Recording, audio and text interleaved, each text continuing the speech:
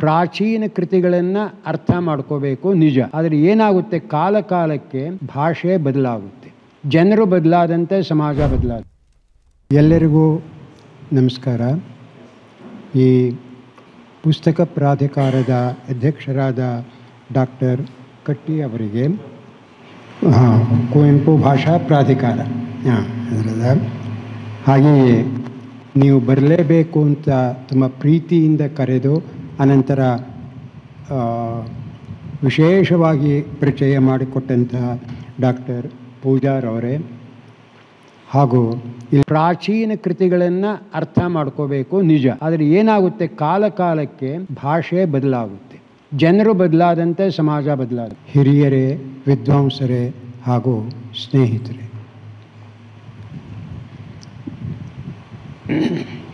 ಪ್ರಧಾನ್ ಗುರುದತ್ ಅವರಿದ್ದಾಗ ಅವರೇ ಮೊದಲನೆಯ ಪ್ರಾಧಿಕಾರದ ಅಧ್ಯಕ್ಷರಾಗಿದ್ದವರು.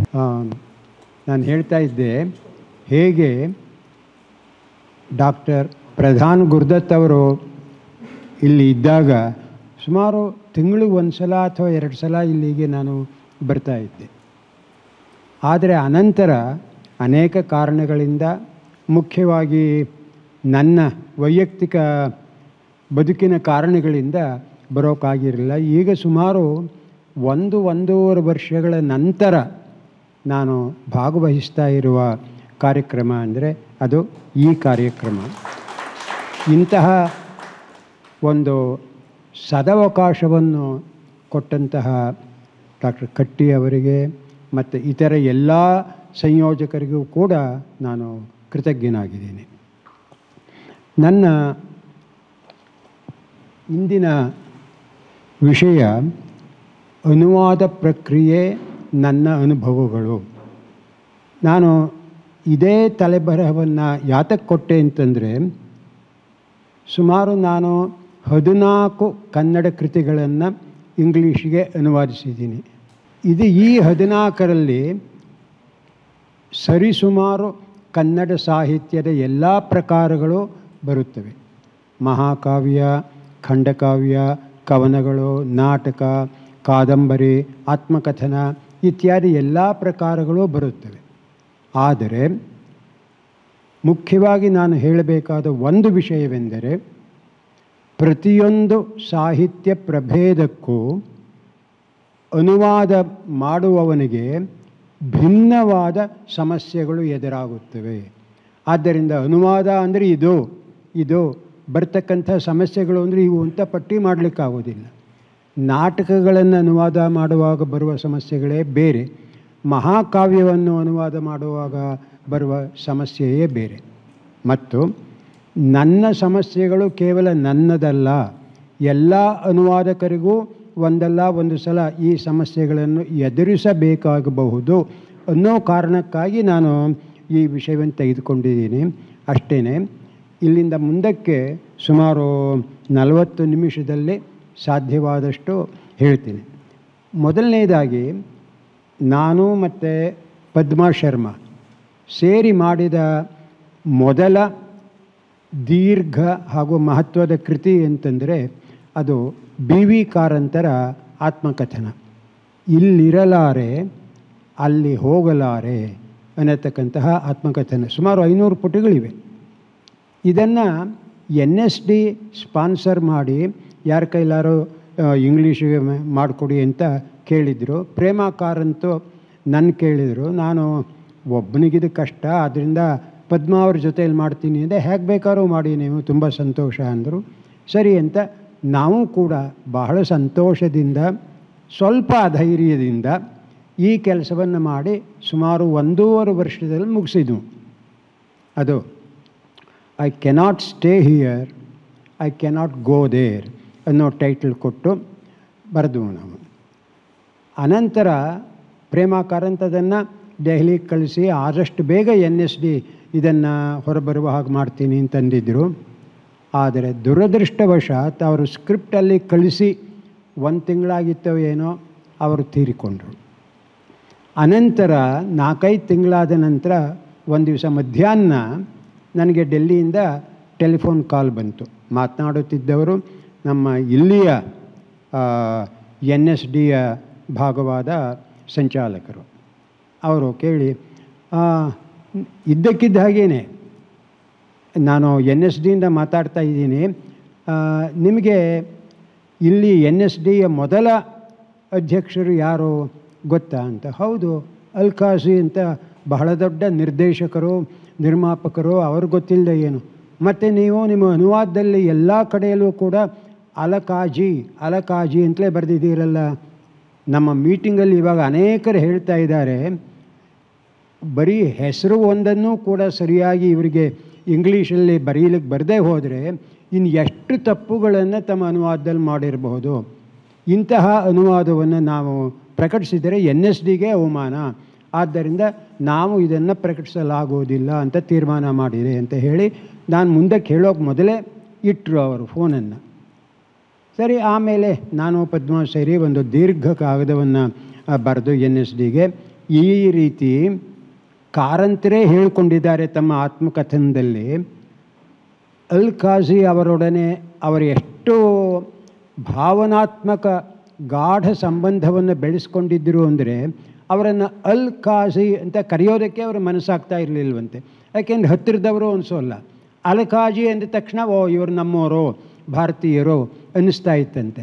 ಅದರಿಂದ ತಮ್ಮ ಕೃತಿಯುದ್ದಕ್ಕೂ ಅವರು ಅಲಕಾಜಿ ಅಂತಲೇ ಬರ್ಕೊಂಡು ಹೋಗಿದ್ದಾರೆ ವಿನಃ ಅಲ್ಕಾಜಿ ಅಂತ ಬರೆದಿಲ್ಲ.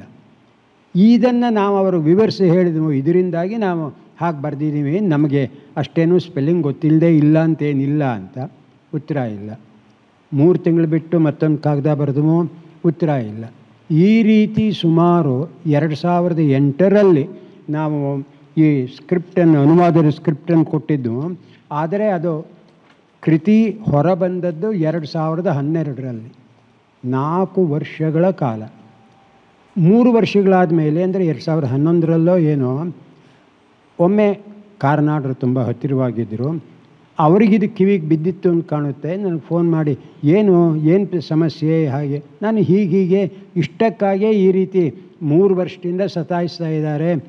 ನಾನು ಡೆಲ್ಲಿಗೆ ಹೋಗಿ ವೈಯಕ್ತಿಕವಾಗಿ ಅವರನ್ನು ನೋಡಿದ್ರೂ ಕೂಡ ನೋಡಲಾಗುತ್ತದೆ, ಪರಿಶೀಲಿಸಲಾಗುತ್ತದೆ ಅಂತಲೇ ಹೇಳ್ತಿದ್ದಾರೆ ಅಂತ. ಹೌದಾ, ಆಯಿತು, ಪರವಾಗಿಲ್ಲ. ಮುಂದಿನ ವಾರ ಇಲ್ಲಿಗೆ ಈಗ ಅಲ್ಲಿಯ ನಿರ್ದೇಶಕರಾಗಿರುವಂತಹ ಇವರು ಬರ್ತಾರೆ.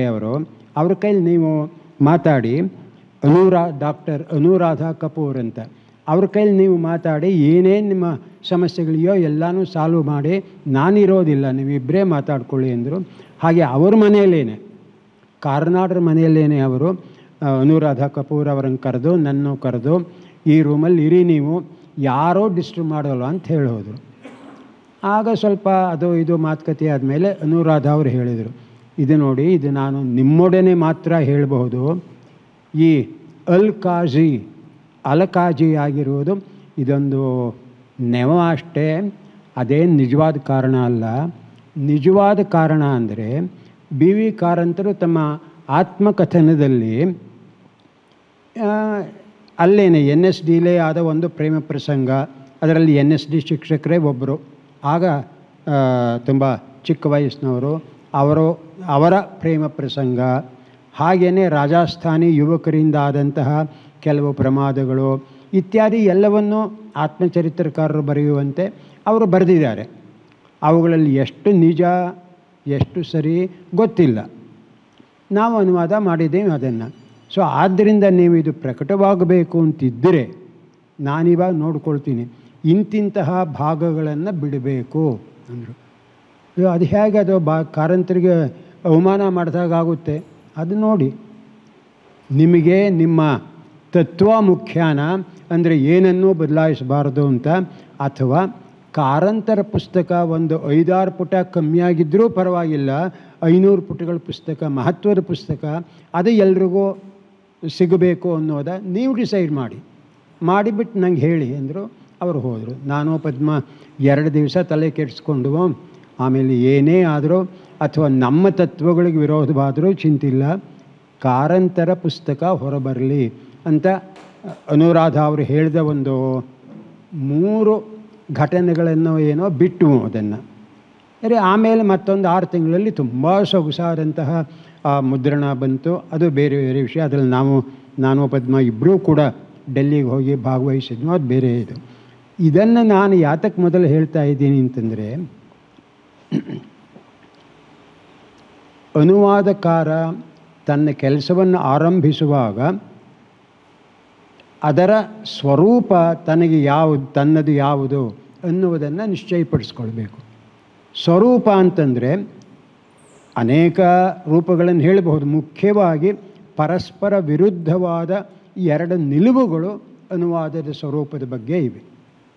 ಒಂದು ಪರಿಚಿತೀಕರಣ, ಅಥವಾ ಇಂಗ್ಲೀಷ್ನಲ್ಲಿ ಅದನ್ನು ಡೊಮೆಸ್ಟಿಕೇಷನ್ ಅಂತಾರೆ. ಅಂದರೆ ಯಾವುದೇ ಪುಸ್ತಕವಾದರೂ ಇಂಗ್ಲೀಷಿಂದು ಫ್ರೆಂಚಿಂದು ನಮ್ಮ ಕನ್ನಡ ನಾಡಿನದೇ ಕಥೆ, ಇದು ಕನ್ನಡಿಗರದ್ದೇ ಕಥೆ ಅನ್ನೋ ಹಾಗೆ ಅದನ್ನು ನಮ್ಮದು ಮಾಡ್ಕೊಂಬಿಡೋದು. ಹೆಸರು ಬದಲಾಯಿಸೋದು, ಊರುಗಳು ಇದನ್ನು ಬದಲಾಯಿಸೋದು, ಕೆಲವು ಘಟನೆಗಳನ್ನು ಬಿಡುವುದು, ಕೆಲವನ್ನು ಸೇರಿಸೋದು, ಇತ್ಯಾದಿ ಇತ್ಯಾದಿ. ಅಂದರೆ ಇದು ಕನ್ನಡದ್ದೇ ಪುಸ್ತಕ ಅನ್ನೋ ಹಾಗಿರಬೇಕು, ಅದು ಅನುವಾದವಾಗಿದೆ ಅಂತ ಗೊತ್ತಾಗಬಾರ್ದಂತೆ ಇರಬೇಕು. ಇದು ಒಂದು ಡೊಮೆಸ್ಟಿಕೇಷನ್ ಅಥವಾ ಪರಿಚಿತೀಕರಣ, ನಮಗೆ ಪರಿಚಯವಾದಂತೆ ಆಗುವಂತೆ ಮಾಡುವುದು. ಇನ್ನೊಂದು ಅಪರಿಚಿತೀಕರಣ ಅಥವಾ ಫಾರಿನೈಸೇಷನ್. ಅಂದರೆ ಅಥವಾ ಅದನ್ನು ನಾವು ಮೂಲಕ್ಕೆ ಕೊಡತಕ್ಕಂತಹ ಗೌರವ ಅಂತಲೂ ಅಂದ್ಕೋಬಹುದು. ಯಾವುದನ್ನು ನಾವು ಅನುವಾದ ಮಾಡ್ತೀವೋ ಅದು ನಮ್ಮದಲ್ಲ.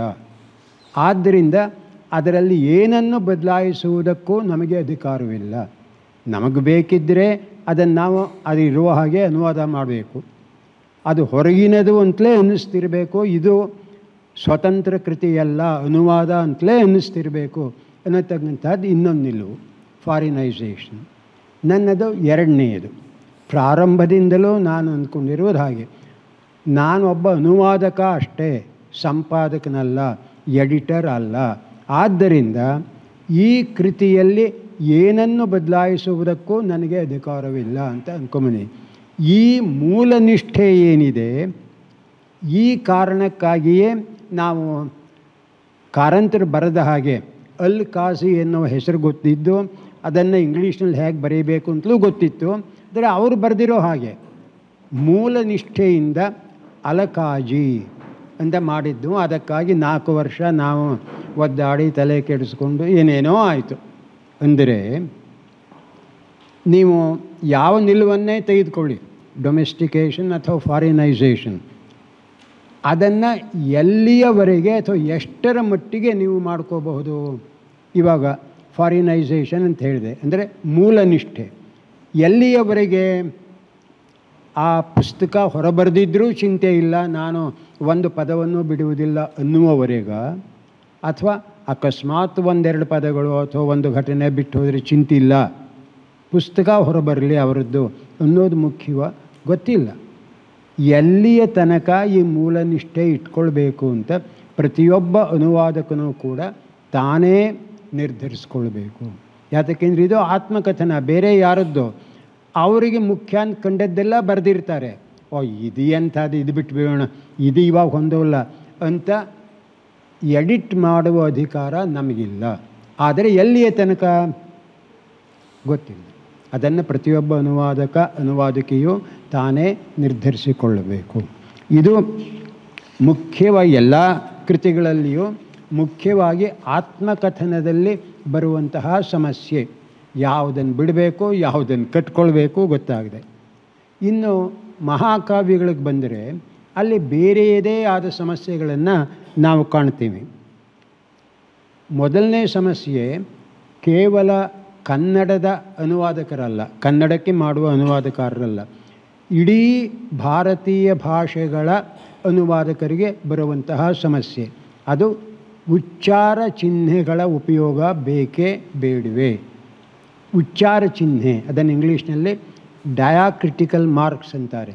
ಸುಮಾರು ಅವು 20-25 ಇದೆ.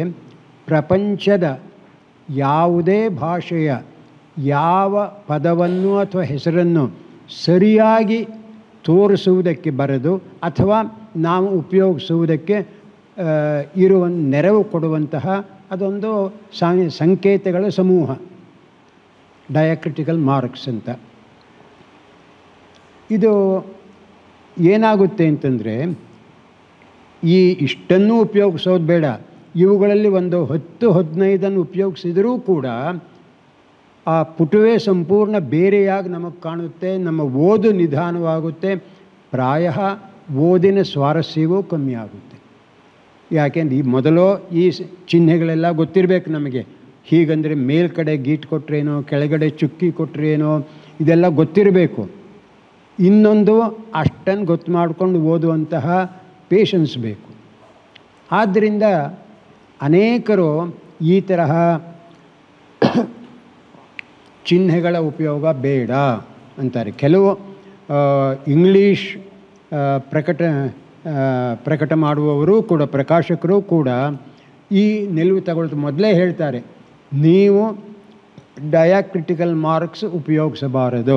ನಮ್ಮ ಇದು ಕುಮಾರವ್ಯಾಸ ಭಾರತದ ಅನುವಾದಕ್ಕೂ ಅದೇ ಅವರು ಮೊದಲು ಹೇಳಿದ್ದು, ಡಯಾಕ್ರಿಟಿಕಲ್ ಮಾರ್ಕ್ಸ್ ಉಪಯೋಗವೇ ಇರಬಾರ್ದು. ಸರಿ, ಇರಬಾರ್ದು, ನಮಗೆ ಸುಲಭ, ಅದು ಬೇಗ ಅನುವಾದ ಮುಗಿಯುತ್ತೆ. ಆದರೆ ಒಂದು ತುಂಬ ಸರಳವಾದ ಪದ ಸೀತಾ ಕನ್ನಡದಲ್ಲಿ 2 ಅಕ್ಷರದ ಪದ, ಅದನ್ನು ಇಂಗ್ಲೀಷ್ನಲ್ಲಿ ಹೇಗೆ ತೋರಿಸ್ಬೇಕು? ಇದು ಉಚ್ಚಾರ ಚಿಹ್ನೆ ಇಲ್ಲದಿದ್ದರೆ ನೋಡಿ, ಉಚ್ಚಾರ ಚಿಹ್ನೆ ಇಲ್ಲದೆ ರಾಜಾಜಿ ಅವರೊಂದು ರಾಮಾಯಣ ಬರೆದಿದ್ದಾರೆ ಇಂಗ್ಲೀಷಲ್ಲಿ, R.K. ನಾರಾಯಣ್, ಮಧುಸೂದನ್ ದತ್ ಇವರೆಲ್ಲರೂ ರಾಮಾಯಣದ ಇಂಗ್ಲೀಷ್ ರೂಪದಲ್ಲಿ ಬರೆದಿದ್ದಾರೆ ರಾಮಾಯಣವನ್ನು. ಮತ್ತು ಅವರುಗಳು ಕೂಡ ಒಬ್ಬರು SEETHA ಸೀತಾ, SEETHA, ಮತ್ತೊಬ್ಬರು SEETA ಸೀತಾ, ಇನ್ನೊಬ್ಬರು SITHA ಸೀತಾ, ಮತ್ತೊಬ್ಬರು SITA ಸೀತಾ, ಹೀಗೆ ಮಾಡಿದ್ದಾರೆ. ಇದರಲ್ಲಿ ಯಾವುದನ್ನು ನಾವು ಇಟ್ಕೋಬೇಕು? ಅಥವಾ ನಾವು ಕೊನೆಯದು ಸುಲಭ ಅಂತ SITA ಇಟ್ಕೊಂಡ್ರೆ ಸಿಟಾ ಆಗುತ್ತೆ. ಸೀತೆ ಎಲ್ಲಿ ಬಂದಳು, ಮತ್ತೆ ಕಾಡು ಹೋಗಬೇಕು ಅವಳು. ಏನು ಮಾಡುವುದು ಅಂತಲೇ ನಮಗೆ ಗೊತ್ತಾ. ಇದು ತುಂಬ ಸರಳವಾದ ಇದನ್ನು ಕೊಟ್ಟಿದ್ದೀನಿ. ಕೆಲವು ಕಡೆಯಲ್ಲಿ ಅರ್ಥವೇ ಬದಲಾಗುತ್ತೆ. ಇವಾಗ ಅಣ್ಣ, ಇವನು ನನ್ನ ಅಣ್ಣ ಅಂತ ಹೇಳಬೇಕು. ಇಂಗ್ಲೀಷಲ್ಲಿ ಅಣ್ಣ ANNA, ಬಟ್ ಅದು ಆಗೋದು ಅನ್ನ. ಅಣ್ಣ ಅನ್ನ ಇವೆರಡರಲ್ಲಿ ವ್ಯತ್ಯಾಸವನ್ನು ಹೇಗೆ ತೋರಿಸೋದು? ಕಾಂಟೆಕ್ಸ್ಟ್ ನೋಡಿ ನೀವು, ಸಂದರ್ಭ ಗೊತ್ತಾಗುತ್ತೆ ಅಂತ ಹೇಳ್ತಾರೆ. ಎಲ್ಲ ಸಂದರ್ಭಗಳಲ್ಲೂ ಅದು ಸರಿಯಾಗೋದಿಲ್ಲ, ಯಾಕೆಂದ್ರೆ ಅರ್ಥವೇ ಬದಲಾಗುತ್ತೆ.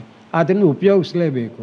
ಉಪಯೋಗಿಸಿದರೆ ಈ ಸಮಸ್ಯೆ ಏನು ಮಾಡುವುದು ಅಂತ ಮೊದಲು ಪ್ರಾಚೀನ ಕನ್ನಡ ಕಾವ್ಯದ ಚರಿತ್ರೆ, ಇಂಗ್ಲೀಷ್ ಅನುವಾದ ಮತ್ತು ಚರಿತ್ರೆ, ನಂತರ ಮಧ್ಯಕಾಲೀನ ಕನ್ನಡ ಸಾಹಿತ್ಯದ ಚರಿತ್ರೆ ರೀಡರ್, ಇವುಗಳನ್ನು ಪ್ರೊಫೆಸರ್ ವಿವೇಕ್ ರಾಯ್ ಮತ್ತು ನಾನು ಸೇರಿ ಮಾಡಿದಾಗ ತುಂಬ ಚರ್ಚೆಯ ನಂತರ ಸುಮಾರು 1 ತಿಂಗಳು ನಾವು ಆವಾಗ ಮಾಡ್ತಾಯಿದ್ನೋ ಏನೋ, ಕೊನೆಗೆ ಈ ತೀರ್ಮಾನಕ್ಕೆ ಬಂದವು, ಇರುವ ಎಲ್ಲ ಚಿಹ್ನೆಗಳನ್ನು ಉಪಯೋಗಿಸೋದು ಬೇಡ. ಯಾವುದನ್ನು ಉಪಯೋಗಿಸದೆ ಹೋದರೆ ಅರ್ಥ ಬದಲಾಗುತ್ತೋ, ಭಿನ್ನವಾಗುತ್ತೋ ಅಂಥದ್ದನ್ನು ಮಾತ್ರ ನಾವು ಉಪಯೋಗಿಸೋಣ. ಅಂದರೆ ಒಂಥರ ವರ್ಕಿಂಗ್ ಸೆಟ್ ಆಫ್ ಸಿಂಬಲ್ಸ್ ಅಷ್ಟೇ, ಪೂರಾ ಅಲ್ಲ. ಅದೊಂದು 7-8 ಆಗುತ್ತೋ ಏನೋ. ಇವಾಗ ನಾ ಹೇಳಿದ ಹಾಗೆ ನ ವ್ಯತ್ಯಾಸ ತೋರಿಸೋದಕ್ಕೆ, ಸಿ ಅಂದರೆ ಹ್ರಸ್ವ ದೀರ್ಘ ತೋರಿಸೋದಕ್ಕೆ, ಇಂತಹ ಸಂಕೇತ ಉಚ್ಚಾರ ಚಿಹ್ನೆಗಳನ್ನು ಮಾತ್ರ ಇಟ್ಟುಕೊಂಡು ಬೇರೆ ಅದು ಹೇಗೆ ಉಚ್ಚಾರ ಮಾಡಬೇಕು ಅಂತ ತೋರಿಸುವಂಥದ್ದು ಕೆಲವು ಉಚ್ಚಾರ ಚಿಹ್ನೆಗಳಿವೆ. ಅವುಗಳನ್ನು ಬಿಟ್ಟು ಅರ್ಥ ವ್ಯತ್ಯಾಸವಾಗುವ ಸಂದರ್ಭದಲ್ಲಿ ಉಪಯೋಗಿಸುವಂತಹ ಇವು ಸಂಕೇತಗಳು ಇಷ್ಟನ್ನು ಮಾಡೋಣ ಅಂತ ಹೇಳಿ ನಮ್ಮ 2 ರೀಡರ್ಗಳಲ್ಲಿ ಇವನ್ನು ಈ ರೀತಿ ನಾವು ಮಾಡಿದ್ದೇವೆ. ಮತ್ತು ಏನು ಮಾಡಿದ್ದೇವೆ ಅಂತ ಮುನ್ನುಡಿಲೇ ಹೇಳಿದ್ದೀವಿ. ಸಾಕಷ್ಟು ಅದರಿಂದ ಪ್ರಯೋಜನವಾಗಿದೆ. ಅಂದರೆ ಅದೂ ಆಯಿತು ಇದೂ ಆಯಿತು ಅನ್ನೋ ಹಾಗೆ ಅಂತ ವಿದ್ವಾಂಸರು ಹೇಳಿದ್ದಾರೆ. ಇರಲಿ, ನಾನು ಹೇಳಿದ್ದು ಇದೂ ಕೂಡ ಪ್ರತಿಯೊಬ್ಬ ಅನುವಾದಕಿಯು ತಾನೇ ತನಗೆ ಒಪ್ಪುವಂತಹ ಒಂದು ತೀರ್ಮಾನವನ್ನು ತೆಗೆದುಕೊಳ್ಬೇಕು. ನಾನು ಓದೋರು ಗೊತ್ತಿರುತ್ತೆ ಅವರಿಗೆ ರಾಮಾಯಣದಲ್ಲಿ ಸೀತಾ ಅಂದರೆ ಯಾರು ಅಂತ, SITA ಬರೆದ್ರು ಅಷ್ಟೇ, SEE. ನಾನು ಈ ಸಂಕೇತಗಳನ್ನು ಉಪಯೋಗಿಸೋಲ್ಲ ಅಂದರೂ ಸರಿಯೇ, ಅದು ಈಗಿನ ಕಾಲದ ನಿಲುವು. ಇಲ್ಲ ಉಪಯೋಗಿಸಲೇಬೇಕು ಅಂದರೂ ಸರಿಯೇ. ನಾವು ಮಾಡಿಕೊಂಡಿದ್ದು ಹೀಗೆ, ಕೇವಲ 7-8 ಚಿಹ್ನೆಗಳನ್ನು ಮಾತ್ರ ಉಪಯೋಗಿಸೋಣ ಅಂತ. ಈ ಮಹಾಕಾವ್ಯಗಳಲ್ಲಿಯೇ ನಿಮಗೆ ಗೊತ್ತಿರುವ ಹಾಗೆ ಕನ್ನಡ ಆ ಮಾತು ಹಿಂದಿ ಅಥವಾ ತಮಿಳು ಎಲ್ಲದಕ್ಕೂ, ತೆಲುಗು ಎಲ್ಲದಕ್ಕೂ ಅನ್ವಯಿಸುತ್ತೆ ಅನಿಸುತ್ತೆ. ಎಲ್ಲ ಮಹಾಕಾವ್ಯಗಳು ಬೇರೆ ಬೇರೆ ಬಗೆಯ ಛಂದೋ ರೂಪಗಳಲ್ಲಿವೆ. ತ್ರಿಪದಿ, ಷಟ್ಪದಿ, ವೃತ್ತ ಇತ್ಯಾದಿ. ವೃತ್ತ ಅಂತಂದರೆ 4 ಸಾಲುಗಳಿರುತ್ತೆ, ದ್ವಿಪದಿ ಅಂದರೆ 2 ಸಾಲುಗಳಿರುತ್ತೆ, ಅಥವಾ ಷಟ್ಪದಿ ಅಂದರೆ 6 ಇತ್ಯಾದಿ ಇತ್ಯಾದಿ. ಇವನ್ನು ಇಂಗ್ಲೀಷ್ನಲ್ಲಿ ತರುವಾಗ, ಅನುವಾದ ಮಾಡುವಾಗ ಇದೇ ಬಗೆಯಲ್ಲಿ 6 ಸಾಲುಗಳಿರುವ ಒಂದು ಪದ್ಯದ ಅನುವಾದವನ್ನು ನಾವು ಮಾಡಬೇಕೆ, ಅಥವಾ ಗದ್ಯದ ರೂಪದಲ್ಲಿ ಅಥವಾ ಮಾತಾಡುವ ರೂಪದಲ್ಲಿ ನಾವು ಅದನ್ನು ಅನುವಾದ ಮಾಡಬೇಕೆ? ಯಾಕೆಂದರೆ 6 ಸಾಲುಗಳನ್ನು ನಾವು ತೋರಿಸಿದರೂ ಕೂಡ ಮೂಲದಲ್ಲಿರುವಂತಹ ಆ ಒಂದು ಛಂದೋ ಪ್ರಯೋಗಗಳು ಇಂಗ್ಲೀಷ್ನಲ್ಲಿ ಬರಲಿಕ್ಕೆ ಸಾಧ್ಯವೇ ಇಲ್ಲ. ಆದ್ದರಿಂದ ಆ ಕೆಲಸನೇ ಬಿಟ್ಟು ಸುಮ್ಮನೆ ಅದರ ಅರ್ಥ ಚೆನ್ನಾಗಿ ಬರೋ ಹಾಗೆ ಮಾಡೋಣ ಅನ್ನೋದು ಒಂದು ನಿಲುವು. ಅದಕ್ಕೆ ಬದಲು ಈ ರೀತಿ ಮಾಡೋಣ ಅನ್ನೋದು ಇನ್ನೊಂದು ನಿಲುವು. ನಾವು ಆರಿಸ್ಕೊಂಡದ್ದು ಯುಜೀನ್ ನೀಡಾ ಅನ್ನತಕ್ಕಂಥ ಒಬ್ಬ ಭಾಷಾಶಾಸ್ತ್ರಜ್ಞ ಇದ್ದಾನೆ. ಅವನು ತನ್ನ ಪುಸ್ತಕ towards A science of translating 1964 ಅಂತ, ಅದರಲ್ಲಿ ಅವನು ಹೇಳ್ತಾನೆ, ಅನುವಾದದಲ್ಲಿ ಕೇವಲ ಅರ್ಥ ಸಾದೃಶ್ಯ ಸೆಮ್ಯಾಂಟಿಕ್ ಎಕ್ವಿಬಿಲಿಟಿ ಅದಿದ್ದರೆ ಸಾಲದು. ಅದರ ಜೊತೆಗೇನೆ ಫಾರ್ಮಲ್ ಆ್ಯಂಡ್ ಫಂಕ್ಷನಲ್ ಎಕ್ವಿವೆಲೆನ್ಸ್ ಕೂಡ ಇರಬೇಕು. ಅಂದರೆ ಫಾರಮ್ ಅಂದರೆ ರಚನೆಯ ವಿಷಯದಲ್ಲಿಯೂ ಕೂಡ ಸಾಮ್ಯತೆ ಇರಬೇಕು, ಮೂಲ ಮತ್ತು ಅನುವಾದ ಇವೆರಡರಲ್ಲಿ. ಹಾಗೆಯೇ ಅರ್ಥದಲ್ಲಿಯೂ ಇರಬೇಕು ಅಂತ. ಇದನ್ನು ದೃಶ್ಯ ಸಾದೃಶ್ಯ ಅಂತ ಹೇಳ್ಬೋದು, ವಿಷುವಲ್ ಎಕ್ವಿವಲೆನ್ಸ್ ಅಂತ. ಇದನ್ನು ಅನೇಕರು ಒಪ್ಪುವುದಿಲ್ಲ ಸರಿಯಾಗಿಯೇ. ಯಾತಕ್ಕೆಂದರೆ ಮೂಲ ಕೃತಿಯ, ಮೂಲ ಷಟ್ಪದಿಯ ಅಥವಾ ಮೂಲ ದ್ವಿಪದಿಯ ಪ್ರಾಸಗಳಾಗಲಿ ಅಥವಾ ಇತರ ಅಲಂಕಾರಗಳಾಗಲಿ ಬರಲು ಸಾಧ್ಯವೇ ಇಲ್ಲ. ಆದ್ದರಿಂದ ಯಾತಕ್ಕೆ ಇಷ್ಟು ಬರೀ 6 ಸಾಲು ತೋರಿಸ್ಬಿಟ್ರೆ ಸಾಕೆ ಅಂದರೆ, ನಾವು ನಿಶ್ಚಯ ಮಾಡಿದ್ದು ಕನಿಷ್ಠ ಪಕ್ಷ ಷಟ್ಪದಿ ಅನ್ನೋ ಪದ ಉಪಯೋಗಿಸಿದ್ದೀವಿ. ಅದರ ಅರ್ಥ 6 ಸಾಲುಗಳಿರುವ ಒಂದು ಪದ್ಯ ಅಂತಲಾರು ಓದುಗನಿಗೆ, ಅವನು ಹಿಂದಿ ಓದುಗ ಆಗಿರಬಹುದು, ಇಂಗ್ಲೀಷ್ ಜರ್ಮನ್ ಯಾರಾಗಿರ್ಬೋದು, ಇಷ್ಟಾರು ಗೊತ್ತಾಗಲಿ ಅಂತ ನಾವು ಉಪಯೋಗಿಸ್ಕೊಂಡಿದ್ದೀವಿ. ಆದರೆ ಇದೂ ಕೂಡ ತುಂಬ ಚರ್ಚಾಸ್ಪದವಾದಂತಹ ಒಂದು ತೀರ್ಮಾನ. ಪ್ರತಿಯೊಬ್ಬನೂ ಅಥವಾ ಪ್ರತಿಯೊಬ್ಬಳು ತನ್ನದೇ ಆದ ಒಂದು ತೀರ್ಮಾನಕ್ಕೆ ಬರಬೇಕು. ಅದನ್ನು ನಾವು ದೃಶ್ಯ ಸಾದೃಶ್ಯವನ್ನು ಇಟ್ಕೊಳ್ಳಬೇಕೇ ಬೇಡವೇ ಅಂತ ಅನೇಕರು ಇಟ್ಕೊಂಡಿಲ್ಲ, ಅದು ತಪ್ಪೂ ಅಲ್ಲ.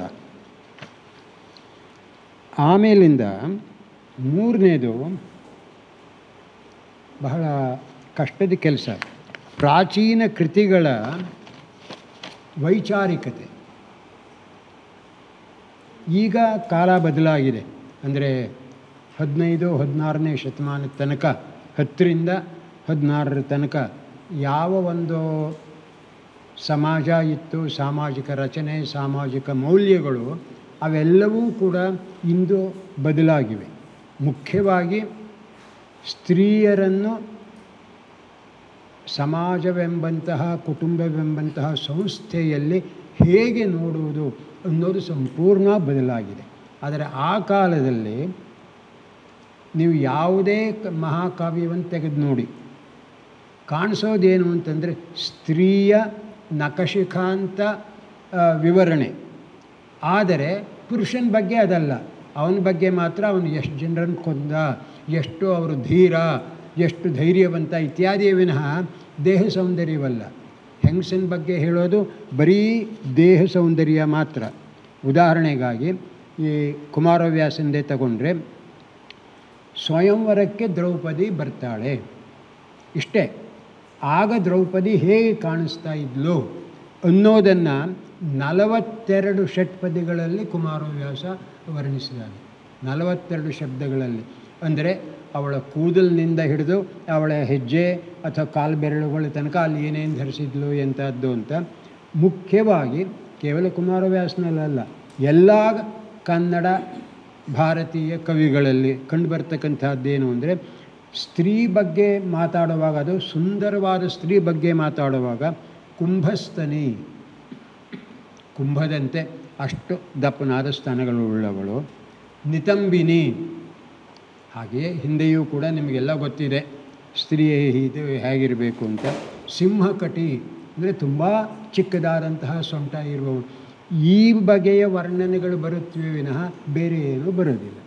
ಈಗ ಅನುವಾದಕನಿಗೆ ಹೇಳುವ ಪ್ರಶ್ನೆ ಅಂತಂದರೆ, ಈ ಪದಗಳನ್ನು ಅಥವಾ ಈ ವಿವರಗಳನ್ನು ಹೇಗೆ ಅನುವಾದಿಸಬೇಕು? ಮೊದಲನೇದಾಗಿ ಅನುವಾದಿಸಬೇಕೇ ಅಥವಾ ಬಿಡಬೇಕೆ? ಬಿಡಬೇಕು ಅಂದರೆ ಸರಿ, ಇಲ್ಲ ಅಂತಂದರೆ ಅನುವಾದಿಸಲೇಬೇಕು ಅಂದರೆ ಪ್ರತಿಯೊಂದನ್ನು ಹಾಗೇ ಹೇಳಬೇಕೆ? ಅಥವಾ the beautiful woman, the attractive woman, ಈ ರೀತಿ ಹೇಳ್ಕೊಂಡು ಹೋಗಬೇಕೇ? ಗೊತ್ತಿಲ್ಲ. ಅದು ಕೂಡ ಪ್ರತಿಯೊಬ್ಬರು ತಮಗೆ ತಾವೇ ಮಾಡಿಕೊಳ್ಳಬೇಕಾದಂತಹ ಒಂದು ನಿಲುವು. ಇನ್ನೂ ಮುಖ್ಯವಾಗಿ ಅನ್ನೋ ತಪ್ಪು, ಇದೇ ನೆಲೆಯಲ್ಲಿ 18ನೇ ಶತಮಾನದವರೆಗೆ ಕನ್ನಡದಲ್ಲಿ ಬಂದಂತಹ, ಭಾರತೀಯ ಭಾಷೆಗಳಲ್ಲಿ ಬಂದಂತಹ ಎಲ್ಲ ಮಹಾಕಾವ್ಯಗಳು ಕೂಡ ಶ್ರೇಣೀಕೃತ ಸಾಮಾಜಿಕ ವ್ಯವಸ್ಥೆಯನ್ನು ಒಪ್ಪಿಕೊಳ್ಳುತ್ತವೆ ಮತ್ತು ಎತ್ತಿ ಹಿಡಿಯುತ್ತವೆ. ಅದು ಪಂಪ ಆಗಬಹುದು, ಹೇಳ್ತಾ ಇದೆ ಅಲ್ವಾ? ಹಾಂ, ಅದು ಪಂಪ ಆಗಬಹುದು ಅಥವಾ ಕುಮಾರವ್ಯಾಸ ಆಗಬಹುದು. ಶ್ರೇಣೀಕೃತ ಸಮಾಜವನ್ನು ಎಲ್ಲವೂ ಕೊಂಡಾಡುತ್ತವೆ. ಉದಾಹರಣೆಗೆ ಹೇಳಬೇಕಾದ್ರೆ, ಕುಮಾರವ್ಯಾಸ ಭಾರತದಲ್ಲಿ ಸಭಾಪರ್ವದ ಮೊದಲ ಸಂಧಿಯಲ್ಲಿ ಧರ್ಮರಾಜನಿಗೆ ನಾರದ ಮಹರ್ಷಿ ಉಪದೇಶ ಕೊಡ್ತಾನೆ. ಇಷ್ಟು ದೊಡ್ಡ ಉಪದೇಶವನ್ನು ನಾವು ಯಾರು ಕೇಳಿದರೆ ಅಲ್ಲೇ ಮೂರ್ಛೆ ಬಿದ್ದಿರೋ. ಎಷ್ಟು ಅಂದರೆ 67 ಷಟ್ಪದಿಗಳಷ್ಟು ಬುದ್ಧಿವಾದವನ್ನು ನಾರದ ಕೊಡ್ತಾನೆ. ಆಗಲಿ ಧರ್ಮರಾಯನಿಗೆ ಸಹನೆ ಇತ್ತು, ಅವನು ಕೇಳಿದ ಹೋಗಲಿ. ಆದರೆ ಅಲ್ಲೇ ಅವನು ಏನು ಹೇಳ್ತಾನೆ ಅಂತಂದರೆ, ರಾಜನ ಕರ್ತವ್ಯಗಳೇನು, ರಾಜ ಏನು ಮಾಡಬೇಕು, ಮತ್ತೆ ಅವನು ಹೇಳೋದೇನು ಅಂದರೆ, ವರ್ಣ ಸಂಕರವಾಗದಂತೆ, ಜಾತಿ ಸಂಕರವಾಗದಂತೆ ರಾಜನು ತನ್ನ ರಾಜ್ಯದಲ್ಲಿ ಜನರನ್ನು ನೋಡಿಕೊಳ್ಳಬೇಕು ಅಂತ.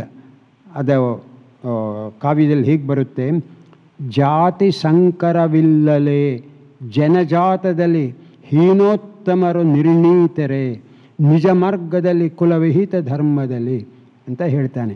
ಅಂದರೆ ಇದೆಲ್ಲ ಕೂಡ ದೇವರು ಮಾಡಿಟ್ಟಿರೋದು. ನಾವೆಲ್ಲ ಒಪ್ಕೋಬೇಕಾದದ್ದು ಯಾರು ಅಂದರೆ, ಹುಟ್ಟಿನಿಂದಲೇ ಇವರು ಹೀನ ಕುಲದವರು, ಇವರು ಶ್ರೇಷ್ಠ ಕುಲದವರು, ಇವರಿಗೆ ಗೌರವ ಕೊಡಬೇಕು, ಇವರನ್ನು ದೂರ ಇಟ್ಟಿರಬೇಕು. ಇದು ರಾಜನ ಕರ್ತವ್ಯ, ವರ್ಣ ಸಂಕರವಾಗದಂತೆ ಹಾಗೂ ಜಾತಿ ಸಂಕರವಾಗದಂತೆ. ಈ ಬಗೆಯ ವರ್ಣ ಸಂಕರದ ಭೀತಿಯನ್ನು ನಾನು ಓದಿರುವುದರಿಂದ ಹೇಳ್ತಾ ಇದ್ದೀನಿ. ಎಲ್ಲ ಪ್ರಮುಖ ಕನ್ನಡ ಮಹಾಕಾವ್ಯಗಳು ಕೂಡ ಪಂಪನೂ ಸೇರಿದ ಹಾಗೆ ನೋಡಿಕೊಳ್ಳುತ್ತವೆ. ಈ ಒಂದು ಜಾತಿ ಸಂಕರವಾಗದಂತೆ ಇರಬೇಕು ಸಮಾಜ ಅನ್ನೋದನ್ನು ಒಪ್ಪಿಕೊಳ್ಳುತ್ತವೆ. ಈಗ ಅನುವಾದಕ ಅದೇ ಮಧ್ಯಕಾಲೀನ ಸಾಹಿತ್ಯದ ಅಥವಾ ಪ್ರಾಚೀನ ಕಾಲದ ಸಾಹಿತ್ಯವನ್ನು ಅನುವಾದ ಮಾಡಬೇಕಾ? ಹೇಗೆ ಮಾಡಬೇಕು? ಯಾವುದೇ ಒಂದು ಬಗೆಯ ತೀರ್ಮಾನವೂ ಸಾಧ್ಯವಿಲ್ಲ. ಪ್ರತಿಯೊಬ್ಬ ಅನುವಾದಕಿಯು ತನ್ನದೇ ಆದ ತೀರ್ಮಾನಕ್ಕೆ ಬರೆದಿತ್ತು. ನಾವೇನು ಮಾಡಿದೆವು ಅಂತಂದರೆ, ನಮಗೆ ಆಯ್ಕೆಯ ಒಂದು ಸ್ವಾತಂತ್ರ್ಯ ಇತ್ತು. ಯಾಕೆಂದರೆ ಇಡೀ ಮಧ್ಯಕಾಲೀನ ಸಾಹಿತ್ಯವನ್ನು ಹೇಗೂ ಇಂಗ್ಲೀಷಿಗೆ ತರೋಕ್ಕೆ ಸಾಧ್ಯವಾಗಿರಲಿಲ್ಲ. ಅಲ್ಲಲ್ಲೇ ನಾವು ಸ್ವಲ್ಪ ಆಯ್ಕೆ ಮಾಡ್ಕೋಬೇಕಿತ್ತು. ಸೊ ಆಯ್ಕೆ ಮಾಡಿಕೊಳ್ಳುವಾಗ ಆದಷ್ಟು ಈ ಬಗೆಯ ಸ್ತ್ರೀ ವರ್ಣನೆಗಳಿರುವ ಅಥವಾ ಈ ರೀತಿ ಶ್ರೇಣೀಕೃತ ಸಾಮಾಜಿಕ ವ್ಯವಸ್ಥೆಗಳಿರುವ ಭಾಗಗಳನ್ನು ಬಿಡಬಹುದು. ಆದರೆ ಎಲ್ಲ ಸಂದರ್ಭದಲ್ಲೂ ಬಿಡಲಿಕ್ಕಾಗೋದಿಲ್ಲ. ಆವಾಗ ಅದನ್ನು ಸೇರಿಸ್ಕೊಳ್ಳುವುದು ಅನ್ನೋ ತೀರ್ಮಾನಕ್ಕೆ ನಾವು ಬಂದವು. ಇದು ಸರಿಯೋ ತಪ್ಪೋ ಓದುಗರಿಗೆ ಹೇಳಬೇಕು ಅಥವಾ ಆಯಾಯ ಇವರು ಅನುವಾದಕಿಯರು ಹೇಳಬೇಕು. ಈ ಮುಖ್ಯವಾಗಿ ಇನ್ನೂ ಅನೇಕ ಸಮಸ್ಯೆಗಳು ಮಹಾಕಾವ್ಯಗಳ ಅನುವಾದದಲ್ಲಿ ಬಂದರೂ ಮುಖ್ಯವಾಗಿ ಈ ಮೂರನ್ನು ನಾವು ಪರಿಗಣಿಸಬಹುದು. ಈಗ ಶ್ರೀಧರ್ ಇಲ್ಲಿ ಆದರೆ ಬರ್ತೀನಿ ಎಂದಿದ್ದರು.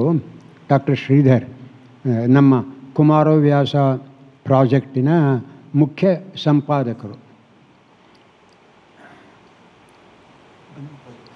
ಏನಂದ್ರಿ? ಬಂದಿಲ್ಲ, ಅದನ್ನೇ ನೋಡಿದೆ ನಾನು. ಇದು ಕುಮಾರವ್ಯಾಸ ಭಾರತದ ಇದು ದ್ರೌಪದಿ ಸ್ವಯಂವರದ ಸಂದರ್ಭದಲ್ಲಿಯೇ ಬರುತ್ತೆ. ಅದರಲ್ಲಿ ಎಲ್ಲರೂ ಆ ಬಿಲ್ಲನ್ನು ಎತ್ತಿ ಮತ್ಸ್ಯಭೇದನ ಮಾಡೋಕ್ಕೆ ಹೋಗಿ ಆಗದೆ ಕೆಳಕ್ಕೆ ಬೀಳ್ತಾರೆ. ಅದರಲ್ಲಿ ದುರ್ಯೋಧನಿಗೂ ಹಾಗೇ ಆಗುತ್ತೆ, ಇತ್ಯಾದಿ ಇತ್ಯಾದಿ. ಆಗ ಇದನ್ನು ನೋಡಿ ಏನು ಕ್ಷತ್ರಿಯರೆಲ್ಲರಿಗೂ ಇಂತಹ ಅವಮಾನ ಆಗ್ತಾ ಇದೆಯಾ? ಹಾಗಾದರೆ ನಾನು ನೋಡ್ಕೊಳ್ತೀನಿ, ಮೊದಲು ಬಿಲ್ಲನ್ನು ಮುರಿದು ಆಮೇಲೆ ಇಂತಹ ಸ್ವಯಂವರವನ್ನು ಮಾಡ್ತಾ ಇರ್ತಕ್ಕಂಥ ಜನಕರಾಜನನ್ನು ನಾನು ಮುರಿತೀನಿ ಅಂತ ತುಂಬ ಕೋಪದಿಂದ ಬಲರಾಮ ಮೇಲೆ ಕೇಳ್ತಾನೆ. ಆವಾಗ ಕೃಷ್ಣ ಅವನ ಕೈ ಹಿಡಿದು ಕೂತ್ಕೋ, ಸ್ವಲ್ಪ ಕೂತ್ಕೋ, ಇಷ್ಟು ನಿಮಗೆ ಕೋಪ ಬೇಡ ಅಂತ. ಆಮೇಲೆ ಈ ಪದ್ಯ ಬರುತ್ತೆ ನೋಡಿ. ಏನಹರು ನಿಮಗಿಂದು ಕುಂತಿ ಮಾನಿನಿಯರು ಅತ್ತೆಯರಲೆ, ತತ್ಸೂನುಗಳು ಮೈದುನರು, ತತ್ಪತ್ನಿಯರು ತಂಗಿಯರು, ಸಾನುರಾಗವೇ ಮನಕ್ಕೆ ಸಂಶಯವೇನಿದಕ್ಕೆ, ತಪ್ಪಿಲ್ಲ ಕುಂತಿ ಸೂನುಗಳು ದ್ರೌಪದಿಗೆ ರಮಣರು ನೋಡಿ ನೀವೆಂದ. ಅಂದರೆ ಇಲ್ಲಿ ಏನಾಗಿದೆ ಅಂದರೆ ಪ್ರಶ್ನೆ ಉತ್ತರ, ಇದು ಪ್ರಶ್ನೋತ್ತರಗಳನ್ನು ಒಳಗೊಂಡ ಒಂದು ಷಟ್ಪದಿ ಅಂತಲೂ ಹೇಳ್ಬಹುದು. ಅಂದರೆ ಬಲರಾಮ ಶ್ರೀಕೃಷ್ಣ. ಕೃಷ್ಣ ಕೇಳ್ತಾನೆ, ನಿಮಗಿಂದು ಏನಹರು ಕುಂತಿ ಮಾನಿನಿಯರು. ಅದಕ್ಕೆ ಅವನು ಹೇಳ್ತಾನೆ, ಅತ್ತೆಯರಲ್ಲೇ, ಅತ್ತೆ ಅಲ್ವೇ? ಹಾಗೆಯೇ ಅವ್ರ ಮಕ್ಕಳು ಮೈದುನರಪ್ಪ ಗೊತ್ತು ಅಂತ ಕೃಷ್ಣ ಬಲರಾಮ ಅವರ ನಡುವೆ ನಡೆದ ಸಂಭಾಷಣೆ ಅಂತಾಗುತ್ತೆ. ಅಥವಾ ಹೀಗೂ ಅರ್ಥ ಮಾಡಬಹುದು ಇದನ್ನು, ಏನು ನಿಮಗಿಷ್ಟು ಗೊತ್ತಿಲ್ವೇ? ಅವ್ರು ಯಾರು? ನಮ್ಮ ಅತ್ತೆ ಅಲ್ವೇ? ನಮ್ಮ ಅತ್ತೆ ಮಕ್ಕಳು ನಮಗೇನಾಗಬೇಕು? ಅಂಥವ್ರ ವಿರುದ್ಧ ನೀವು ಹೋಗ್ತೀವಿ ಅಂತೀರಲ್ಲ. ದ್ರೌಪದಿ ಇರೋದೇ ನಮ್ಮ ಅತ್ತೆಯ ಮಕ್ಕಳಿಗಾಗಿ, ಆದ್ದರಿಂದ ಸುಮ್ಮನೆ ಕೂತ್ಕೊಳ್ಳಿ ನೀವು ಅಂತ ಅವನೇ ಕೃಷ್ಣನೇ ಹೇಳೋದು. ಅವು ಆ ಪ್ರಶ್ನೆಗಳ ರೂಪದಲ್ಲಿರುವ ವಾಕ್ಯಗಳಷ್ಟೇ. ಅವನ್ನು ರೆಟರಿಕಲ್ ಕ್ವೆಶ್ಚನ್ಸ್ ಅಥವಾ ಅಲಂಕಾರಿಕ ಪ್ರಶ್ನೆಗಳು ಅಂತ ಕರೀತಾರೆ. ಇರಲಿ, ಈಗ ನಾನು ಓದಿದ ಈ ಪದ್ಯಕ್ಕೂ ನಾನು ಹೇಳೋಕೆ ಹೊರಟಿರೋ ಮಾತಿಗೂ ಏನು ಸಂಬಂಧ ಅಂತಂದರೆ, 18ನೇ ಶತಮಾನದವರೆಗೆ ಅಂದರೆ ಬ್ರಿಟಿಷರು ಬರುವ ತನಕ ವಿರಾಮ ಚಿಹ್ನೆಗಳ ಉಪಯೋಗ ಕನ್ನಡದಲ್ಲಾಗಲಿ ತೆಲುಗುಲಾಗಲಿ ಹಿಂದಿಲಾಗಲಿ ಇರಲಿಲ್ಲ. ಸಂಸ್ಕೃತದಲ್ಲೂ ಇರಲಿಲ್ಲ. ವಿರಾಮ ಚಿಹ್ನೆಗಳು ಅಂದರೆ ಇದ್ದದ್ದೇ ಎರಡು: ಅರ್ಧ ವಿರಾಮ 1 ಗೀಟು, ಪೂರ್ಣ ವಿರಾಮ 2 ಗೀಟು, ಇಷ್ಟೇ ಇದ್ದದ್ದು. ಪ್ರಶ್ನಾರ್ಥಕ ಚಿಹ್ನೆ, ಆಶ್ಚರ್ಯ ಸೂಚಕ ಚಿಹ್ನೆ, ಅಥವಾ ಒಂದನ್ನು ಉದ್ಧರಿಸಿದಾಗ ಇಡ್ತಕ್ಕಂತಹ ಉದ್ಧರಣ ಚಿಹ್ನೆಗಳು, ಈ ತರಹ ಇವುಗಳು ಯಾವುವೂ ಇರಲಿಲ್ಲ. ಆದ್ದರಿಂದ ಇಲ್ಲಿ ಇದು ಯಾವುದು ಪ್ರಶ್ನಾರ್ಥಕ ಚಿಹ್ನೆ ಇಲ್ಲ, ಯಾವುದು ಉತ್ತರ, ಅಲ್ಲೇನೂ ಕೂಡ ಪೂರ್ಣ ವಿರಾಮದ ಚಿಹ್ನೆ ಇಲ್ಲ. ಸುಮ್ಮನೆ ಅಕ್ಷರಗಳಿವೆ, ಪದಗಳಿವೆ. ಆದ್ದರಿಂದ ಇಂತಹ ಕಷ್ಟಗಳು ಯಾವಾಗಲೂ ಬರ್ತಾ ಇರುತ್ತವೆ. ಇವುಗಳು ಬಂದದ್ರಿಂದ ಹಾಗೆ. ಬಟ್ ಇದು ಕೃಷ್ಣ ಬಲರಾಮ ಸಂವಾದವೇ ಅಥವಾ ಕೇವಲ ಕೃಷ್ಣನ ಅಲಂಕಾರಿಕ ಪ್ರಶ್ನೆಯೋತ್ತರಗಳೇ ಅಂತ ನಿಶ್ಚಯಿಸೋದಕ್ಕೆ ನಾವು ಸುಮಾರು 3 ದಿವಸ ಆವಾಗವಾಗ ಚರ್ಚೆ ಮಾಡಿ ಫೋನ್ನಲ್ಲಿ ಇದಾಗಿ, ಶ್ರೀಧರ್ ಮತ್ತು ನಾನು, ಅವರೇ ಮುಖ್ಯ ಸಂಪಾದಕರು. ಕೊನೆಗೆ ಇಲ್ಲಿ ಮಾತಾಡ್ತಾ ಇರೋನು ಕೃಷ್ಣ ಒಬ್ಬನೇ. ಇದು ಸಂಭಾಷಣೆಯ ರೂಪದಲ್ಲಿದ್ದರೂ ಕೂಡ ಇದರ ಪ್ರಶ್ನೆಗಳು ಅಲಂಕಾರಿಕ ಪ್ರಶ್ನೆಗಳು, ರೆಟರಿಕಲ್ ಕ್ವೆಶ್ಚನ್ಸ್ ಅಂತ. ಈ ಒಂದು ಸಮಸ್ಯೆ ನನಗೆ ಪ್ರಾಚೀನ ಹಿಂದಿ ಕಾವ್ಯಗಳನ್ನು ಓದುವಾಗ ಕೂಡ ಕಂಡುಬಂದಿದೆ. ಅದು ಜಾಯ್ಸಿ ಬರೆದಿರುವ ಪದ್ಮಾವತ್ ಮಹಾಕಾವ್ಯ ಇತ್ಯಾದಿ. ಅದನ್ನು ಬೇರೆ ಕಾರಣಕ್ಕೆ ಮುಂದೆ ತಗೊಳ್ಳೋಣ. ಈಗ ಸದ್ಯ ನಾನು ಏನಕ್ಕೆ ಹೇಳೋಕೆ ಹೊರಟಿದ್ದು ಅಂದರೆ, ಪ್ರಾಚೀನ ಮಹಾಕಾವ್ಯಗಳನ್ನು ಅನುವಾದಿಸುವಾಗ ಈ ತರಹ ಚಿಹ್ನೆಗಳಿಲ್ಲದಿದ್ದರೆ, ವಿರಾಮ ಚಿಹ್ನೆಗಳಿಲ್ಲದಿದ್ದರೆ ಏನೇನು ಸಮಸ್ಯೆಗಳು ಎದುರಾಗಬಹುದು, ಪ್ರಶ್ನೆ ಯಾವುದು, ಉತ್ತರ ಯಾವುದು, ಹೇಳಿಕೆ ಯಾವುದು ಏನೂ ಗೊತ್ತಾಗೋದಿಲ್ಲ. ಆಶ್ಚರ್ಯ ಸೂಚಕ ಯಾವುದು, ನಾವು ತಿಳಿದುಕೊಂಡಷ್ಟು ಅಲ್ಲೇ ಅನುವಾದ ಮಾಡಬಹುದು ಅಷ್ಟೇ. ಈಗ ಅದರಿಂದ ಮುಂದಕ್ಕೆ ಬಂದರೆ ಮತ್ತೊಂದು ಸಮಸ್ಯೆ ಅಂತಂದರೆ, ಪ್ರಾಚೀನ ಕೃತಿಗಳನ್ನು ಅರ್ಥ ಮಾಡ್ಕೋಬೇಕು ನಿಜ, ಆದರೆ ಏನಾಗುತ್ತೆ, ಕಾಲ ಕಾಲಕ್ಕೆ ಭಾಷೆ ಬದಲಾಗುತ್ತೆ, ಜನರು ಬದಲಾದಂತೆ ಸಮಾಜ ಬದಲಾಗುತ್ತೆ. ಕಾಲ ಕಾಲಕ್ಕೆ ನಮ್ಮ ಜೀವನ ಕ್ರಮ, ಸಾಮಾಜಿಕ ರಚನೆ ಇವು ಬದಲಾದಂತೆ ಭಾಷೆಯೂ ಬದಲಾಗುತ್ತೆ, ಪದಗಳೂ ಬದಲಾಗುತ್ತವೆ. ಇಲ್ಲ ಕೆಲವು ಪದಗಳು ಬಿಟ್ಟೇ ಹೋಗುತ್ತವೆ, ಅಥವಾ ಇದ್ದರೂ ಕೂಡ ಆ ಪದಗಳಿಗೆ ಬೇರೆ ಅರ್ಥಗಳು ಬರುವುದು ಸಾಮಾನ್ಯ. ಬಟ್ ಇದನ್ನು ತಿಳಿದುಕೊಳ್ಳುವುದು ಹೇಗೆ? ಯಾವುದು ಇದರಲ್ಲಿ ಬದಲಾಗಿರುವ ಅರ್ಥದ ಪದ, ಯಾವುದು ಇಂದಿಗೂ ಅದೇ ಅರ್ಥವನ್ನು ಕೊಡುವ ಪದ.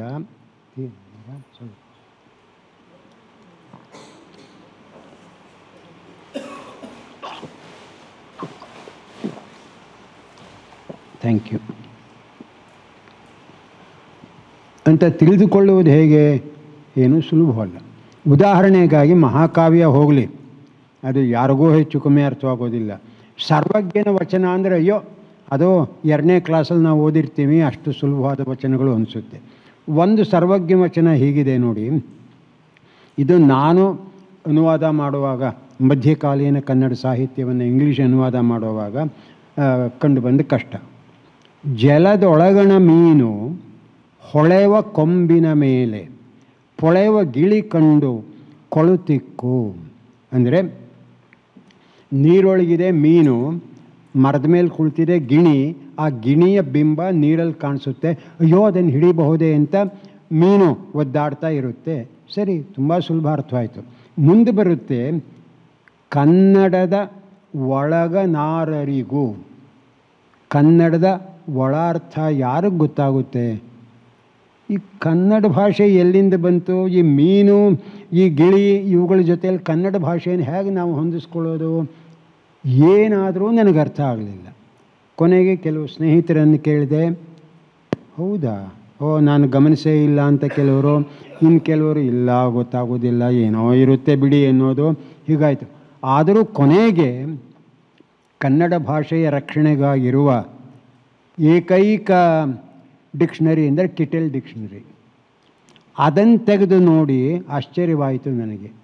ಕನ್ನಡ ಎಂದರೆ ಮಾಯೆ ಅನ್ನುವ ಅರ್ಥವೂ ಇದೆ. ಕನ್ನಡ ಎಂದರೆ ಮಾಯೆ. ಸೊ ಇಲ್ಲಿ ಸರ್ವಜ್ಞ ಮಾಯೆಯನ್ನೇ ವರ್ಣಿಸ್ತಾ ಇದ್ದಾನವನು. ಅಂದರೆ ಗಿಳಿ ಮೇಲಿದೆ, ಮೀನು ಕೆಳಗಿದೆ, ಆದರೆ ಕೆಳಗೆ ಗಿಳಿ ಇದೆ ಅಂತ ಆ ಮೀನು ಹುಡುಕ್ತಾ ಇದೆ ಅದನ್ನು. ಇದು ಮಾಯೆ. ಮಾಯೆಯ ಸ್ವರೂಪ ಸಂಪೂರ್ಣವಾಗಿ ಯಾರೂ ತಿಳಿದುಕೊಳ್ಳಲು ಸಾಧ್ಯವಿಲ್ಲ ಅಂತ ಹೇಳುತ್ತೆ ಸರ್ವಜ್ಞನ ವಚನ. ಈ ರೀತಿ ಎಷ್ಟೋ ಪದಗಳಿಗೆ ಬೇರೆ ಬೇರೆ ಶಬ್ದ ಇದೆ. ಇನ್ನು ಒಂದೇ ಉದಾಹರಣೆ ಕೊಟ್ಟು ಮುಂದಕ್ಕೆ ಹೋಗ್ತೀನಿ ನಾನು. ಹಳ್ಳಿಗಳಲ್ಲಿ, ಯಾವ ಸ್ತ್ರೀಯರು ಇಲ್ಲಿ ತಪ್ಪು ತಿಳಿಬಾರ್ದು, ಹಳ್ಳಿಗಳಲ್ಲಿ ಕೋಪ ಬಂದಾಗ ಯಾರ ಬಗ್ಗೆನಾರು, ಯಾವ ಹೆಂಗಸಿನ ಬಗ್ಗೆನಾರು ಕೋಪ ಬಂದಾಗ ಆ ಲೌಡಿ ಏನು ಮಾಡ್ತಾಳೆ ಅವಳು? ಲೌಡಿ ಅಂದರೆ ಗೌರವ ಕೊಡದೇ ಇರುವವಳು, ಅಥವಾ ಹೆಚ್ಚು ಓದದೇ ಇರುವವಳು, ದುಷ್ಟೆ ಇತ್ಯಾದಿ ಇತ್ಯಾದಿ. ಅಂದರೆ ಬೈಗುಳ, ಅದು ಲೌಡಿ ಬಂದ್ಬಿಟ್ಲಿ ಇಲ್ಲಿಗೆ ಅಂತ. ಆದರೆ ಈ ಲೌಡಿ ಎನ್ನುವ ಪದ ಸುಮಾರು 300 ವರ್ಷಗಳ ಹಿಂದೆ ಅಷ್ಟೇ. ಅದು ಕುಮಾರವ್ಯಾಸನಲ್ಲಿ ಬರುತ್ತೆ, ಇದರಲ್ಲಿ ಬರುತ್ತೆ. ತೋಳುಗಳ ಲೌಡಿಗಳ ಅಂದರೆ ದ್ರೌಪದಿಯ ತೋಳುಗಳು ಎಷ್ಟು ನೀಟಾಗಿದ್ದವು ಅಂತಂದರೆ, ಅದು ಕಬ್ಬಿಣದ ಈ ಸಲಾಕೆಗಳು ಎಷ್ಟು ನುಣ್ಣಗಿರು. ಸಲಾಕೆ ಅನ್ನೋದು ತಪ್ಪು ಪದ, ಕಬ್ಬಿಣದ ದೊಣ್ಣೆ ಅನ್ನೋಣ, ಅವು ದಂಡ ಆಗಬೇಕಾದ್ರೂ ಕಬ್ಬಿಣದ್ದು, ಅವುಗಳ ಹಾಗೆ ಸರಳವಾಗಿತ್ತು ಅಂತ ಹೇಳೋದು ಏನೋ. ಆದರೆ ಇನ್ನೂ ಒಂದಿದೆ ಅಲ್ಲಿ, ಅಂದಿನ ಕಬ್ಬಿಣದ ಸರಳುಗಳಾಗಿದ್ವು ಅಂತ ಆ ಥರ ಏನೋ ಗೊತ್ತಿಲ್ಲ ಅಂದರೆ. ಆದರೆ ಮುಖ್ಯವಾಗಿ ಅವನು ಇದನ್ನು ಈ ಪದಾನ ಲೌಡಿ ಯಾಕೆ ಉಪಯೋಗಿಸಿದ್ದಾನೆ ಅಂದರೆ ಅಂದಿನ ಕಾಲದಲ್ಲಿ ಯುದ್ಧ ಮಾಡುವವರು ಮತ್ತು ಅವರ ಆಯುಧಗಳು ಅನೇಕ ಇದ್ದವು. ಅವುಗಳಲ್ಲಿ ಒಂದು ಪದಾತಿಗಳ ಅಂದರೆ ಕಾಲಲ್ಲೇ ನಡೆದು ಯುದ್ಧ ಮಾಡುವವರ ಪಾದಚಾರಿಗಳ ಅವರ ಬಳಿ ಕೇವಲ ಒನಕೆ ಅಥವಾ ಈ ಕಬ್ಬಿಣದ ರಾಡ್ ಇದಿರ್ತಿತ್ತು. ಇವುಗಳನ್ನು ಹಿಡಿದುಕೊಂಡು ಹೋಗಿ ಅವರು ಯುದ್ಧ ಮಾಡೋರು. ಆ ಪದ ಲೌಡಿ ಅನ್ನೋದನ್ನು ಇವನು ಕುಮಾರವ್ಯಾಸ ಇಲ್ಲಿ ಉಪಯೋಗಿಸ್ಕೊಂಡಿದ್ದಾನೋ ಏನೋ ಅಂತ ಅನಿಸುತ್ತೆ. ಈ ರೀತಿ ಪದಗಳಿಗೆ ಇರುವ ಒಳ್ಳೆಯ ಅರ್ಥ ಹೋಗಿ ಕೆಟ್ಟ ಅರ್ಥ ಬರುತ್ತೆ, ಕೆಟ್ಟ ಅರ್ಥ ಹೋಗಿ ಒಳ್ಳೆಯ ಅರ್ಥ ಬರುತ್ತೆ. ಇದೆಲ್ಲಕ್ಕೂ ನಾವು ಗಮನ ಕೊಡಬೇಕು ಅನ್ನುವುದು ನನ್ನ ಒಂದು ನಿಲುವು. ಅಲ್ಲಿಂದ ಮುಂದಕ್ಕೆ ಬಂದರೆ ಬರೀ ಮಹಾಕಾವ್ಯಗಳಲ್ಲ, ಎಲ್ಲ ಕೃತಿಗಳು, ಎಲ್ಲ ಭಾಷೆಗಳ ಕೃತಿಗಳೂ ಕೂಡ ತಮ್ಮ ಕೃತಿಗಳ ವ್ಯಾಪ್ತಿಯನ್ನು ಹೆಚ್ಚು ಮಾಡುವುದಕ್ಕೆ ಅಥವಾ ಅರ್ಥವನ್ನು ಬೇರೆ ರೀತಿಯಲ್ಲಿ ಹೇಳುವುದಕ್ಕೆ ಅಥವಾ ಸುಮ್ಮನೆ ರೋಚಕತೆಗಾಗಿ ಅನೇಕ ಅಜ್ಞಾತ ಸೂಚನೆಗಳನ್ನು ಅಥವಾ ಅನ್ಯ ಕೃತಿ ಸೂಚನೆಗಳನ್ನು ಕೊಡ್ತಾ ಹೋಗುತ್ತವೆ. ಅದನ್ನು ಇಂಗ್ಲೀಷ್ನಲ್ಲಿ ಆಬ್ಸ್ಕ್ಯೂರ್ ಅಂದರೆ ತುಂಬ ಹಳೆಯದು ಅಜ್ಞಾತ, ಆಬ್ಸ್ಕ್ಯೂರ್ ಅಲ್ಯೂಷನ್ ಅಂದರೆ ಇಲ್ಲಿ ಇವನು ಬೇರೆ ಇನ್ನೊಂದು ಪಠ್ಯಕ್ಕೆ ಸೂಚನೆ ಕೊಡ್ತಾ ಇದ್ದಾನೆ ಅಂತ. ಈ ಸೂಚನೆಗಳು ತುಂಬ ಮುಖ್ಯ, ಎಲ್ಲ ಕಾವ್ಯಗಳಲ್ಲಿಯೂ ಬರುತ್ತವೆ. ಆದರೆ ಅನುವಾದಕರಿಗೆ ಮಾತ್ರ ಇನ್ನಿಲ್ಲದ ತಲೆನೋವು ಕೊಡುತ್ತವೆ.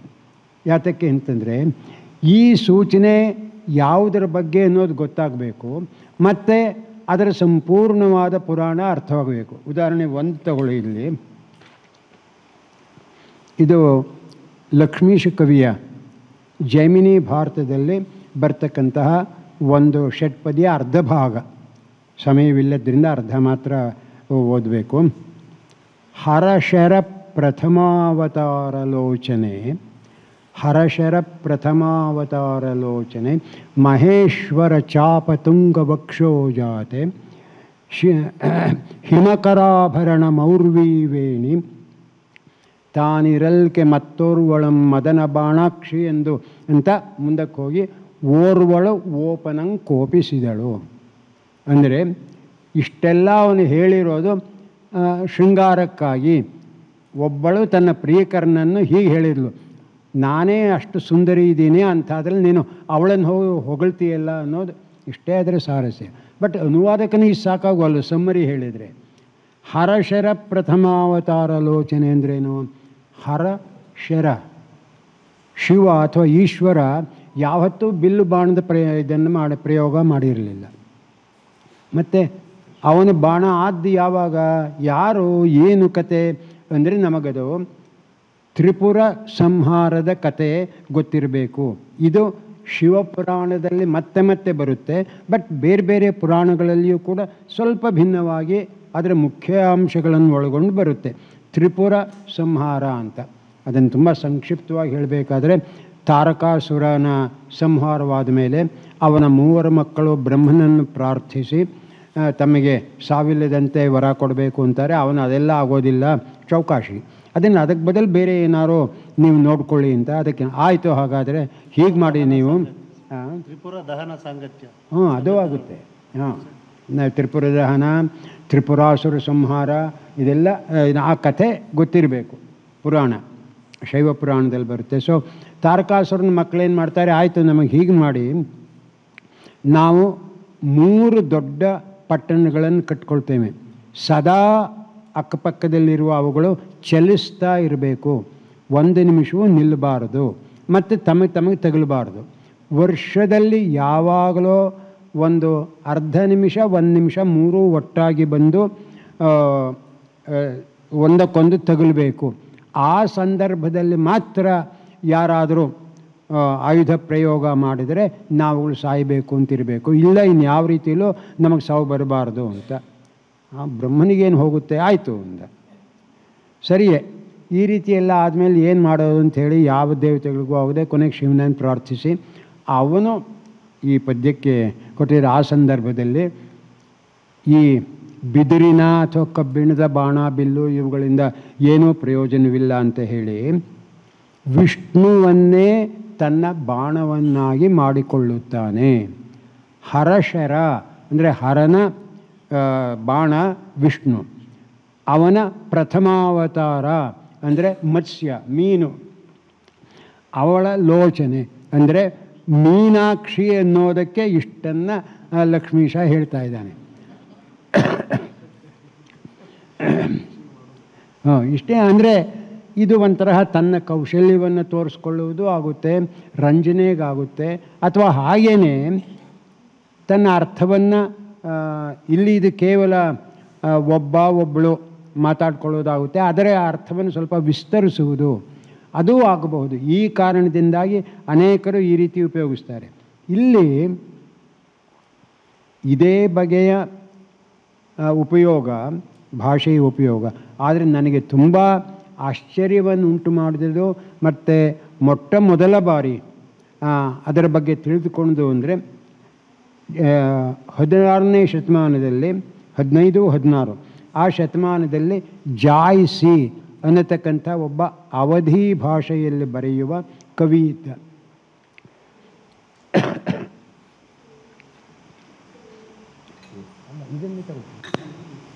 ನಾನು ಕುಡ್ದಿದೆಯಲ್ಲ,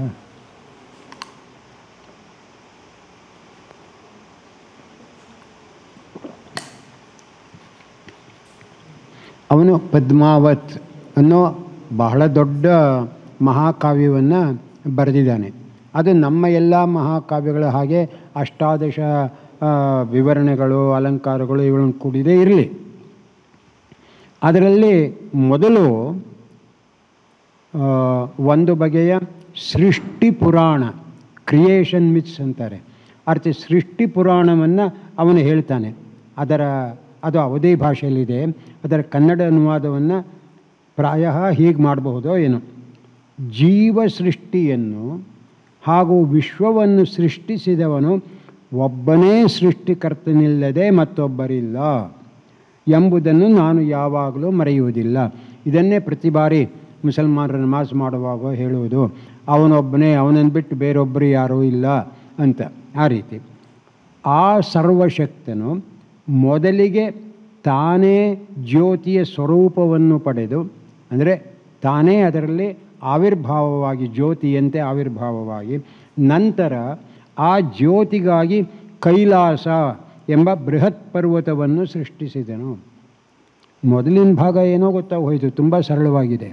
ಆದರೆ ಜ್ಯೋತಿಗೆ ಯಾವ ಕೈಲಾಸ ಬೇಕು? ಇವಾಗ ಜ್ಯೋತಿ ಅಂತಂದರೆ ಬೆಳಕು, ಪರಂಜ್ಯೋತಿ, ಜ್ಯೋತಿ, ಈ ಪದಗಳನ್ನು ಸೃಷ್ಟಿಕರ್ತನೊಡನೆ ಅಥವಾ ದೇವರೊಡನೆ ಅಥವಾ ಸರ್ವಶಕ್ತನೊಡನೆ ಸಮೀಕರಿಸ್ತಾರೆ ಎಲ್ಲ ಕವಿಗಳು ಕೂಡ. ಮಂಟೇಸ್ವಾಮಿ ಕಾವ್ಯದಲ್ಲಿಯೂ ಕೂಡ ಅವನ್ನು ಕರೆಯೋದು ಪರಂಜ್ಯೋತಿ ಅಂತಲೇ, ಅವನೇ ಸೃಷ್ಟಿಕರ್ತ ಅಂತ. ಅದು ಸರಿಯೇ.